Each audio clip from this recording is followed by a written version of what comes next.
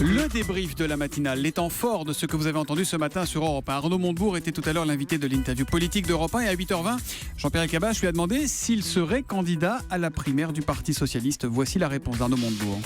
Face à François Hollande, je suis entièrement déterminé à proposer un projet alternatif.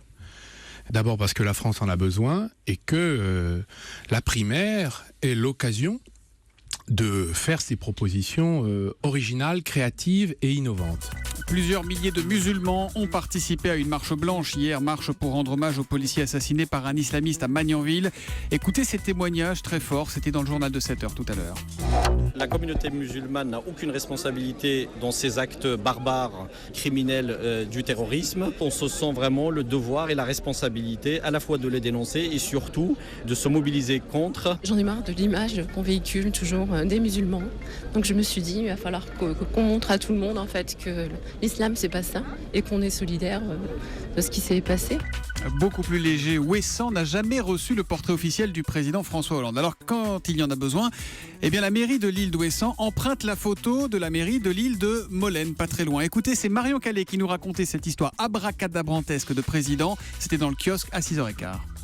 À chaque fois qu'il y a une visite présidentielle du côté de Ouessant, Roland Masson, le maire d'Île-Molène, on se refile François. Exactement, cède à l'occasion son portrait présidentiel. Les deux élus s'en amusent ce matin dans Ouest France, mais le maire d'Ouessant s'y perd aussi un peu parfois, comme lors de la venue de Manuel Valls. La veille, notre maire sort d'anesthésie, reçoit un coup de fil de sa secrétaire de mairie qui lui dit « François Hollande est arrivé par le canot ». Et le maire de confesser un moment de doute, je ne comprenais plus rien et je lui ai répondu « Mais non, c'est Valls qui vient aujourd'hui ».